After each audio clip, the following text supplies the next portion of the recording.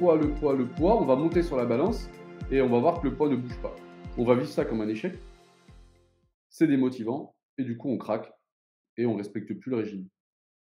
OK. Bah, quand je dis régime, c'est pas s'interdire de manger, mais de manger mieux, quoi. La diète, ouais. OK, Mmh. ouais. Bah, c'est pas mal, c'est vrai de c'est bien beau de mettre un chiffre, sur la balance, mais c'est ce que je dis aussi, hein, il y a un de mes coachés qui lui veut, remettre son beau costume. Donc je lui mets à chaque fois l'image, Mmh. imagine-toi, accroche-toi et visualise ce costume, ce beau costume que tu veux remettre et oui, mettre une belle image, c'est très, très intéressant. Ça ramène cet aspect visuel et d'ailleurs, ça va rebondir sur ma prochaine question, c'est, peut-être que tu dois peut-être le faire aussi avec tes sportifs de haut niveau. Tu pourras peut-être nous donner un peu tes retours, mais j'entends beaucoup parler de cette visualisation. Pourquoi en fait on fait de la visualisation dans tous ces aspects mentaux?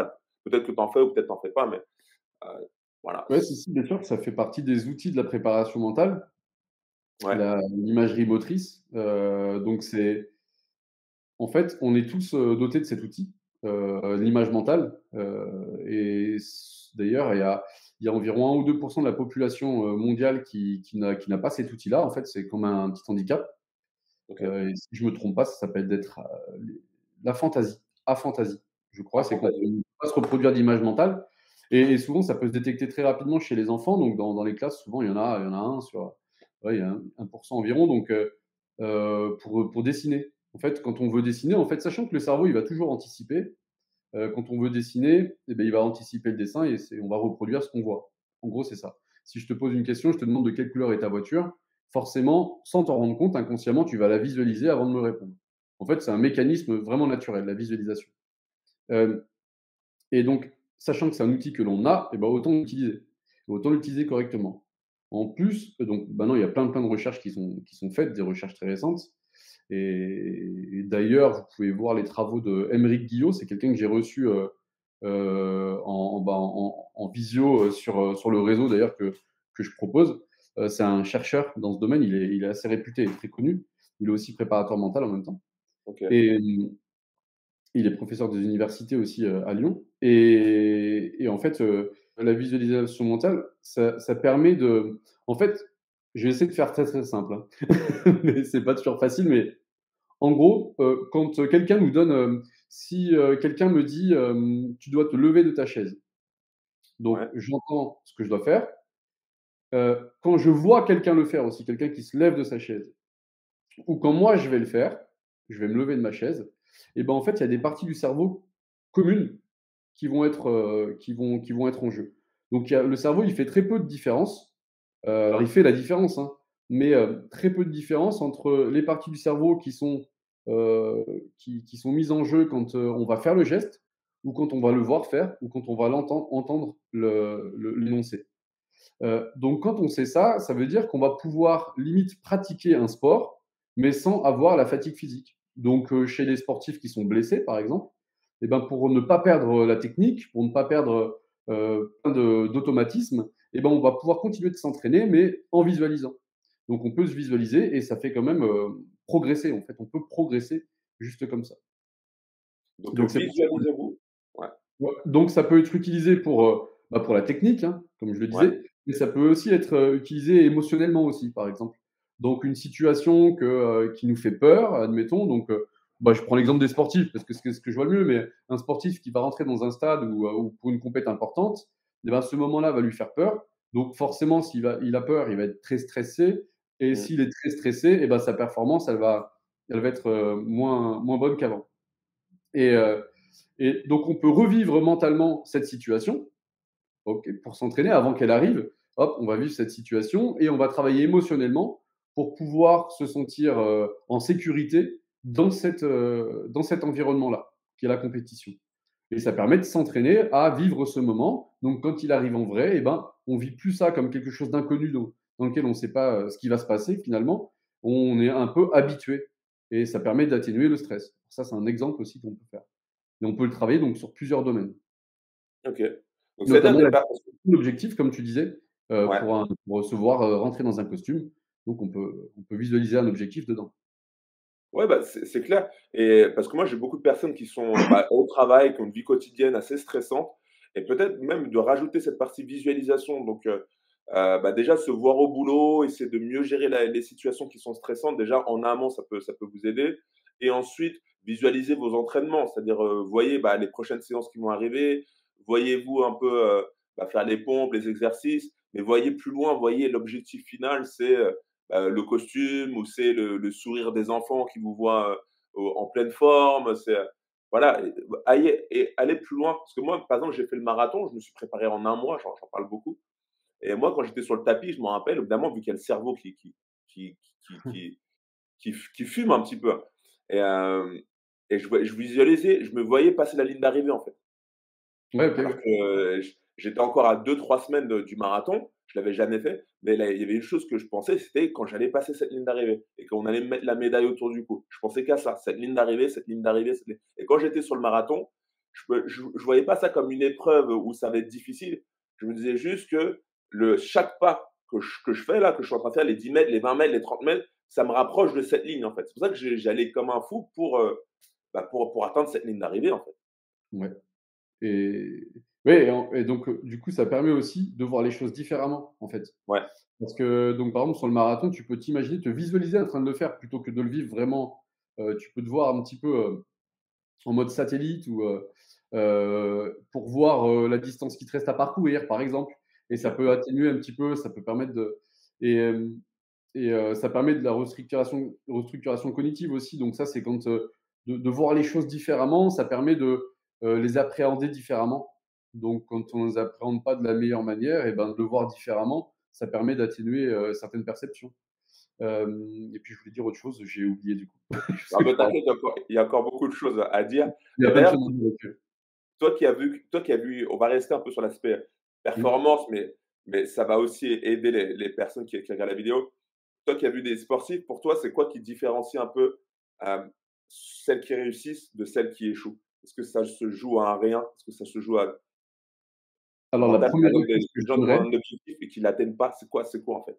ouais, la 1re réponse que je donnerais, je dirais que ceux qui réussissent, bah, déjà, c'est que, leur objectif a bien été fixé. Parce que réussir, c'est quoi? Réussir, ça dépend ce qu'on appelle la réussite. Pour moi, la réussite, c'est l'atteinte de l'objectif que tu t'es fixé. C'est OK. ça, Si tu te fixes l'objectif correctement pour les bonnes raisons, on va dire, alors il y a pas de bonnes ou mauvaises raisons, mais comme on disait que c'est vraiment, pour toi, si c'est vraiment quelque chose qui t'anime vraiment, qui te met vraiment en mouvement, il y a de grandes chances que tu ailles au bout. Ensuite, bien fixer, c'est aussi bien le fixer dans le temps. C'est pas forcément: «Ouais, je veux perdre du poids», OK, mais tu veux perdre du poids pour quand? Et quand il est bien fixé dans le temps, si je veux perdre, 30 kilogrammes en un mois, voilà, il y a de grandes chances que j'échoue et en plus, c'est pas bon pour ma santé. Alors que si c'est sur 5 ans ou 2 ans, bon là, c'est différent et ça devient plus accessible déjà et donc quelqu'un qui réussit, pour moi, c'est quelqu'un déjà qui a bien fixé son objectif. Déjà, l'objectif doit être bien fixé et ensuite, c'est quelqu'un qui continue. Alors pourquoi je dis continuer? C'est pour parler positif parce que souvent on dit ne pas abandonner. Je préfère dire continuer, du coup. ouais. Et donc les personnes qui n'abandonnent pas, qui continuent, elles peuvent atteindre leur objectif. Et souvent, on arrête en cours d'objectif, on craque, parce que, on l'a mis, l'objectif est trop difficile par rapport au temps, par rapport aux capacités qu'on a. Parce qu'il faut savoir que je pense sincèrement que quasiment tout est possible, en fait. Il y a que la nature qui peut nous faire, qui peut nous contrer là-dedans. Mais, donc quand je parle de nature, c'est forcément on vieillit naturellement, donc la vieillesse. Moi, si je veux être footballeur professionnel maintenant, ça va être très, très compliqué évidemment, Ouais. avec l'âge. Mais ça, c'est parce que c'est naturel. Mais sinon, je pense qu'il y a quasiment tout est possible à partir du moment où on fixe bien l'objectif et en fait, un sportif qui va réussir, c'est le sportif qui est prêt et qui est conscient qu'il doit progresser. En fait, par exemple, toi qui voulais être, champion olympique ou qui veut être champion olympique d'ailleurs, je ne sais pas si c'est toujours un rêve. Non, non, c'est bah, pareil, hein, le temps est passé, hein.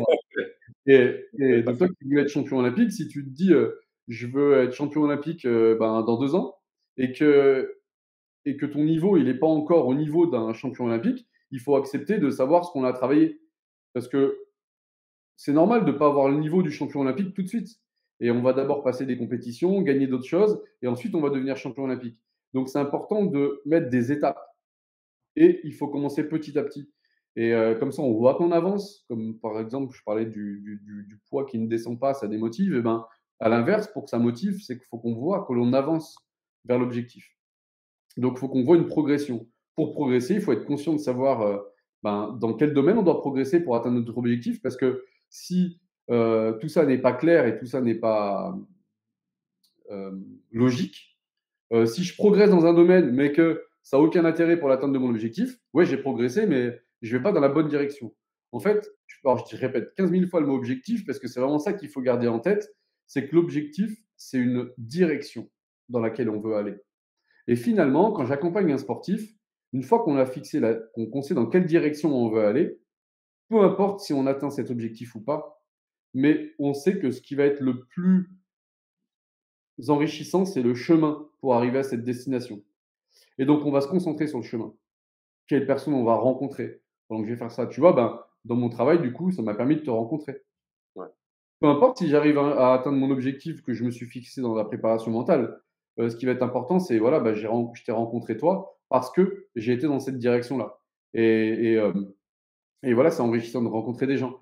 Qu'est-ce que ça m'a appris aussi? Qu'est-ce que j'ai pu partager grâce à ça, à ma famille, en atteignant mon objectif? Il ne faut pas oublier qu'il faut que ce soit toujours écologique aussi. Donc écologique, ça veut dire qu'il ne faut pas que ce soit non plus trop difficile. Si tu risques ta vie tous les jours en voulant atteindre ton objectif, eh ben, c'est pas écologique du tout. Et il faut que ce soit aussi écologique pour ton entourage. Donc moi, si je suis à fond dans mon travail, mais que je porte plus d'attention à mes enfants, que je vais plus les chercher à l'école, que je les vois plus parce que je fais que de travailler, ah ouais, ok, je ramène de l'argent, mais si c'est pour pas en profiter avec eux, il n'y a aucun sens. Donc Mmh. tout ça, en fait, c'est des choses qu'il faut prendre en compte. Il faut que ce soit écologique, donc vraiment prendre soin de son environnement, c'est les gens qui sont autour de nous et c'est nous-mêmes. Il faut que l'objectif soit bien fixé et prendre conscience et dans le temps aussi, et pas que en termes de résultats. Et, il faut prendre conscience des qualités et des capacités que nous devons acquérir durant le chemin vers notre objectif. Il faut que tout soit cohérent. Et je rajouterais un truc, comme on parlait de visualisation aussi juste avant, c'est que ce que je me dis, la phrase que je me dis, c'est, ou que je dis à mes sportifs, c'est que si c'est pas clair dans ta tête, tu auras du mal à le faire. Et pour moi, ce qui va être important, voilà, c'est de vraiment clarifier les choses. Donc de le voir de manière différente grâce à la visualisation, grâce à des schémas, à des dessins, en écrivant, en parlant. Parce que si ça paraît clair, ça paraît plus simple. Et si ça paraît plus simple, forcément, bah, c'est plus accessible. OK. Bah, magnifique. À un moment donné, j'ai envie de rebondir sur ce que tu as dit. Tu as dit à un moment donné, on peut craquer. Ouais, Ça peut arriver, on a un objectif et peut-être il est mal défini ou on craque. Ce qui peut arriver. bien sûr. Pour toi, ça serait quoi la solution, bah, si on perd un peu cette motivation? Alors quand Rémi parle de sportif, ça on peut aussi le découler sur les personnes, voilà, qui cherchent à être en forme, qui voilà, pas forcément les top performers, mais voilà, Ah les ouais? personnes de tous les jours, ça arrive à tout le monde. Par exemple, vous suivez l'accompagnement, vous avez du mal à tenir vos séances, vous perdez un peu la motivation, qu'est-ce qu'il faut faire si on perd? C'est quoi quelques petites solutions, que tu aurais à donner? Eh ben, il faut pas avoir peur de réajuster l'objectif. L'objectif, il doit être modulable. Comme je disais, c'est simplement une direction, l'objectif, déjà. Ouais, Si on perd en motivation, c'est se questionner. Bah, pourquoi on a craqué? Comprendre ce qui nous a fait craquer déjà. Pourquoi on abandonne? Pourquoi on ne tient pas? C'est peut-être parce que c'est trop difficile, tout de suite. Donc, revoir les étapes, en fait. Comme je disais, hein, on doit faire étape par étape. Parce que le succès, en fait, chaque petite victoire, ça libère de la dopamine. D'ailleurs, la dopamine, c'est ce qu'on va chercher quand on va bouffer du sucre. OK. Donc, autant se procurer de la dopamine différemment qu'en mangeant du sucre. C'est meilleur pour la santé. Et notamment en atteignant des petites victoires. Hem et et heu ben, si, on veut tout arrêter d'un coup, en fait, je pense qu'il faut procéder étape par étape parce qu'on ne peut pas changer du tout au tout du jour au lendemain. Parfois, on peut, parce que comme je disais, de toute façon, tout est possible. Il y a des choses, voilà, pour arrêter de fumer, par exemple, alors, pour arrêter de manger, je galère, mais j'ai réussi à arrêter de fumer il y a 6 ans. Alors j'ai pas fumé Oh! longtemps, j'ai fumé bêtement, bah, quand j'étais en mode, heu ma vie me fait chier, quoi. Et puis, donc quand et que je travaillais, je fumais jusqu'à un paquet par jour et j'ai réussi à arrêter, du jour au lendemain parce que, c'est tellement addictif que si je diminue seulement, C'est pas bon, bah, c'est pas bon. c'est De pas toute assez. façon, soit tu fumes pas, mais c'est mauvais pour la santé d'en fumer une par jour. Donc, bien sûr, ça paraît moins grave de fumer que de fumer un paquet, c'est sûr. Mais, soit j'arrête pas. Et ce déclic, par exemple, bah, c'est mon fils qui m'a ramené un livre de la bibliothèque. C'est pour ça, en fait, essayer de trouver, parce que moi, quand j'ai trouvé, cette chose-là qui m'a permis, cette chose qui m'a donné la force de surpasser, c'est mon fils qui m'a ramené un livre de la bibliothèque et c'était un livre d'un dragon et le titre c'était Papa arrête de fumer. Non! Donc, énorme. Et quand j'ai vu le titre, eh ben, j'ai pleuré hein, direct parce que Oh! les enfants ils sont très intelligents donc j'ai compris tout de suite le message et j'ai pu refumer une cigarette derrière et parce que c'est c'est, C'est touchant. voilà et donc ça, c'était trop fort, quoi et Ouais. ça m'a permis d'arrêter d'un coup. Donc déjà, vous, qu'est-ce qui vous permet d'arrêter? Ou bah, de trop manger, par exemple? Ou qu'est-ce qui vous permet de vous propulser dans votre objectif? Qu'est-ce qui vous donne cette niaque d'atteindre votre objectif? Il faut se questionner, en fait. C'est super important de bien se questionner. Pourquoi je fais ça? Est-ce que je suis vraiment prêt pour ça? Parce qu'il y a une phase de préparation aussi. Quand on veut vraiment se fixer un objectif élevé, c'est possible, hein, de traverser les montagnes. Mais par contre, il faut se préparer physiquement avant de faire une prouesse, une grosse performance. Et ben peut-être qu'il faut plus se préparer. Donc ça peut être les idées au clair déjà, connaître les motivations. Ça peut être par quelle étape je vais passer pour pouvoir atteindre mon objectif. J'en ai qui viennent me voir juste pour savoir ouais, mon objectif finalement, ben, c'est pas que j'en ai pas, mais c'est que j'ai juste envie d'être bien. Mais ça, c'est les objectifs où je prends le plus de plaisir, quoi. Parce que c'est le but d'une vie, en gros, de pouvoir Ouais. profiter de la vie, de se sentir bien. Et donc, pour répondre en une phrase simple, donc quand on perd la motivation, bah, il faut se questionner. Il faut se questionner et il ne faut pas avoir peur de faire un, deux, trois pas en arrière, reculer pour mieux sauter, comme on dit, pour reprendre un nouvel élan. OK. C'est vrai que j'en ai aussi beaucoup des personnes qui viennent à la salle, on leur demande un objectif un peu précis, ils se disent: «Oh non, moi c'est juste comme ça, c'est pour être bien». Des fois je me demande si c'est des personnes toi tu m'as dit si c'était tes personnes préférées, mais moi j'ai l'impression que c'est des personnes un peu, comment dire? Un peu floues, que savent pas vraiment, ce qu'elles veulent vraiment, tu Par vois? contre, souvent, c'est flou, oui, parce Oui, que c'est pas le bien-être. Il est différent pour chacun. voilà, c'est tellement vague en fait. Donc après, mais moi, c'est ce qui m'intéresse, c'est ça, c'est d'aller creuser aussi. Donc c'est pour ça. Ouais, Moi, je sais que je vais pouvoir leur poser 1 milliard de questions et qu'on saura peut-être pas les réponses, mais je sais qu'avec ces personnes-là, en fait, je vois un réel changement assez rapidement.